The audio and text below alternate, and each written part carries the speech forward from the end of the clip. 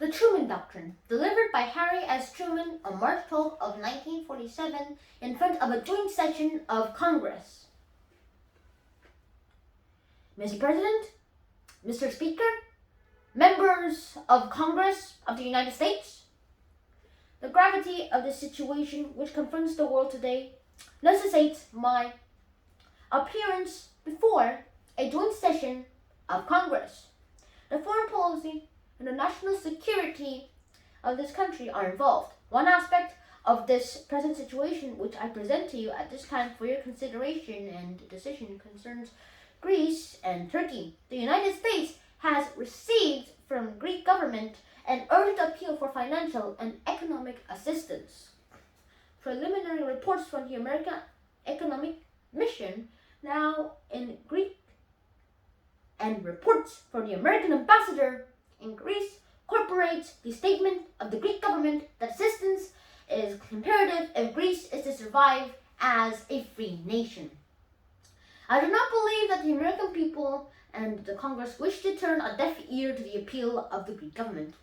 Greece is not a rich country. Lack of sufficient natural resources has always forced the Greek people to work hard to make both ends meet.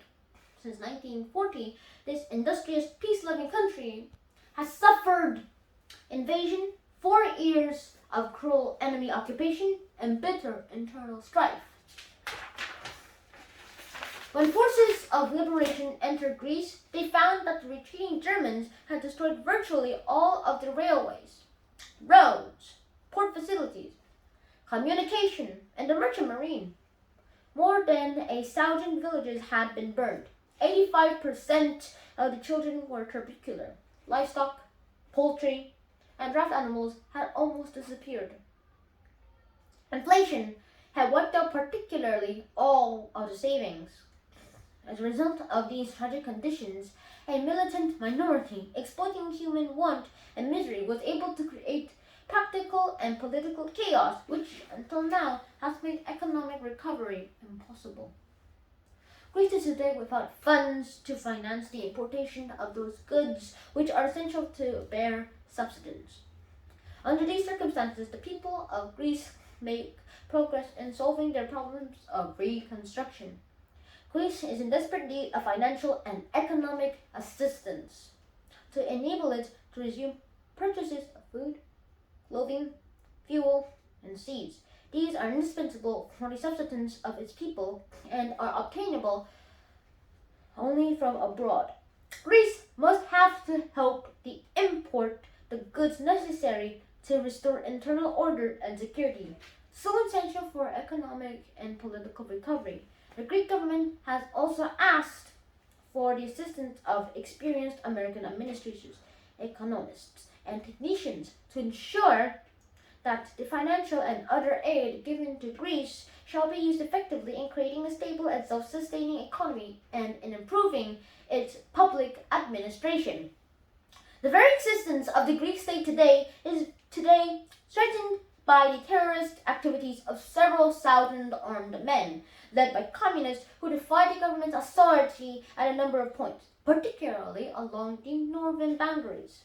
A commission appointed by the United Nations Security Council is at present investigating disturbed conditions in northern Greece and alleged border violations along the frontiers between Greece on one hand and Albania, Bulgaria, Yugoslavia, and on the other. Meanwhile, the Greek government is unable to cope with the situation. The Greek army is small and poorly equipped. It needs supplies and equipment to restore authenticity and authority of the government throughout Greek territory. Greece must have assistance if it is to become a self-supporting and self-respecting democracy. The United States must supply this assistance. We have already extended to the Greek certain types of relief and economic aid, but these are inadequate. There is no other country to which democratic Greece can turn. No other nation is willing and able to provide necessary support for a democratic Greek government. The British government, which has been helping Greece, can no further financial or economic aid after March 31st. Great Britain finds itself under the necessity of reducing or liquidating its commitments in several parts of the world, including Greece. We have considered now the United Nations might assist in this crisis, but the situation is an urgent one, requiring immediate action, and the United Nations and its related organizations are not in the position to extend help of that kind that is required. It is important to note that the Greek government has asked for our aid in utilizing effectively the financial and other assistance we may give to Greece, and in improving its public administration.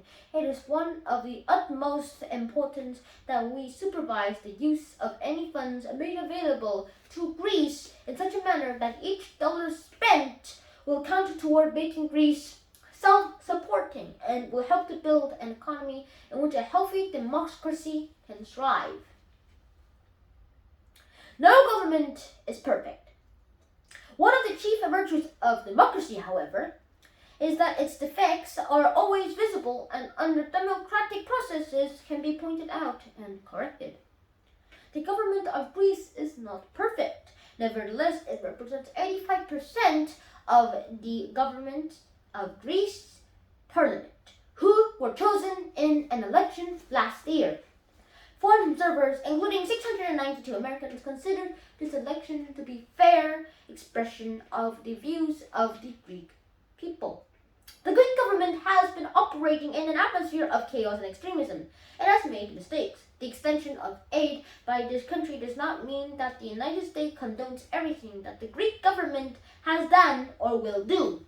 We have condemned in the past, as we condemn now, extremist measures of the right or left. We have in the past advised tolerance, and we advise tolerance now. Greece's neighbor Turkey also deserves our attention. The future of Turkey as an independent and economically sound state is clearly no less important to freedom-loving peoples of the world than the future of Greece. The circumstances in which Turkey finds itself today are considerably different from those of Greece. Turkey has been spared the disasters that have beset Greece, and during the war, the United States and Great Britain have furnished Turkey with military aid. Nevertheless, Turkey now needs our support. Since the war, Turkey has sought additional financial assistance from the Great Britain and the United States for the purpose of effecting and the modernization of necessary for the maintenance of its national integrity. And integrity is essential to the preservation of order in the Middle East. The British government has informed us that owing to its own difficulties, it can no longer extend financial or economic aid to Turkey. As in the case of Greece, if Turkey is to have the assistance it needs, the United States must supply it. We are the only country able to provide that help.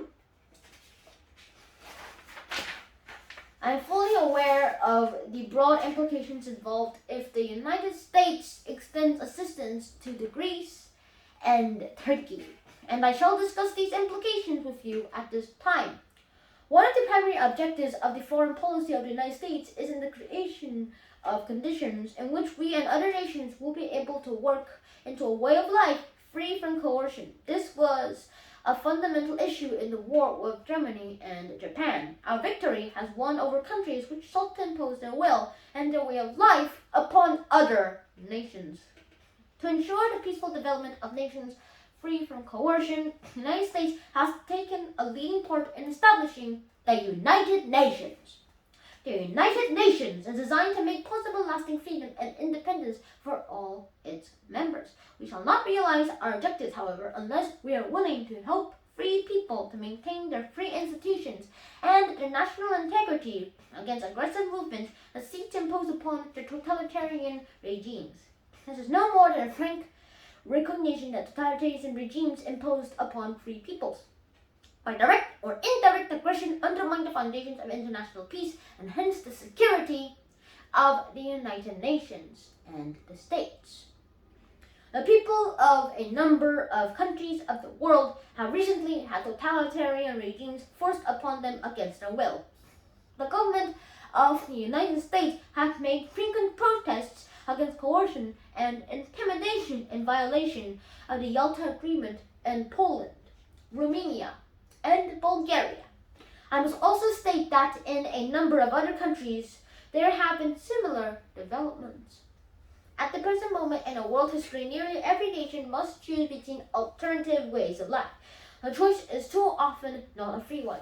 One way of life is based upon the will of the majority and is distinguished by some free institutions, representative government, free elections, guarantees of individual liberty, freedom of speech and religion, and freedom from political oppression. The second way of life is based upon the will of a minority, forcibly imposed upon the majority.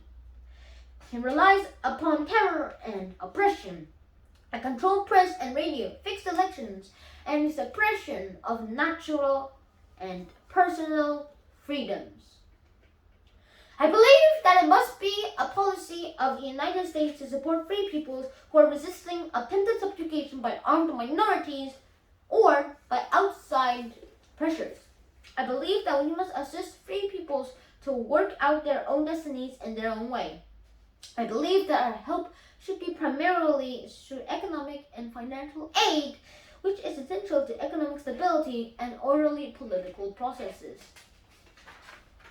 The world is not static, and the status quo is not sacred, but we cannot allow changes in the status quo in violation of the Charter of the United Nations by such methods as coercion, or by such subversions as political infiltration. In helping free and independent nations to maintain their freedom, the United States will be giving effect to the principles of the Charter of the United Nations. It is necessary only to glance at the map to realize that the survival and the integrity of the Greek nation are of great importance in a much wider situation. If Greece should fall under the control of an armed minority, the effect upon its neighbor, Turkey, will be immediate and serious. Confusion and disorder might well spread throughout the entire Middle East. Moreover, the disappearance of Greece as an independent state will have a profound effect upon those countries in Europe whose peoples are struggling against great difficulties to maintain their freedoms and their independence while they repair the damages of war. It would be an unspeakable tragedy if these countries would have struggled so long against overwhelming odds, should lose that country for which they sacrificed so much. Collapse of a free institutions and loss of independence would be disastrous not only for them, but for the world. Discouragement and possibly failure would quickly be the lot of neighboring peoples striving to maintain their freedom and independence. Should we fail to aid Greece and Turkey in this fateful hour, this grace will be far-reaching to the west as well as the east. We must take immediate and resolute action. I therefore ask the Congress to provide authority for assistance to Greece and Turkey in the amount of $400 million for the period ending on June 30th, 1948, and requesting these funds. I have taken into consideration the maximum amount of relief assistance which will be furnished to Greece out of the $350 million which I recently requested that the government of Congress authorize for the prevention of starvation and the suffering in countries devastated by war. In addition to the funds, I asked the Congress to authorize the detail of American civilian and military personnel to Greece and Turkey at the request of those countries to assist in the tasks of reconstruction and for the purpose of supervising the use of our financial and material assistance as we may be furnished. I recommend that the authority also be provided for the construction and training of a selected Greek and Turkish personnel. Finally, I ask that Congress provide authority which will permit the speediest and most effective use in terms of needed commodities, supplies, and equipment of such funds as may be authorized. If further funds or further authority should be needed for the purposes indicated in this message, I shall not hesitate to bring the situation before the Congress. On this subject of the executive and the legislative branches of government must work together. This is a serious course upon which we embark. I would not recommend it, except that the alternative is much more serious. The United States contributes $341 billion toward winning World War II. This is an investment in the freedom and world peace. The assistance that I'm recommending for Greece and Turkey amounts to little more than 0.1% of this investment. And it's only common sense that we should safeguard this investment and make sure that it was not in vain. The seeds of totalitarianism regimes are nurtured by misery and want. They spread and grow in the evil soil of poverty and strife. They reach their full growth when the hope of a people for a better life has died. We must keep that hope alive. The free peoples of the world look to us for support in maintaining their freedoms. If we falter in our leadership, we may endanger the peace of the world. And we shall surely endanger the welfare of this nation. Great responsibilities have been placed upon us by the swift movement of events. I am confident that the Congress will face these responsibilities squarely. Thank you.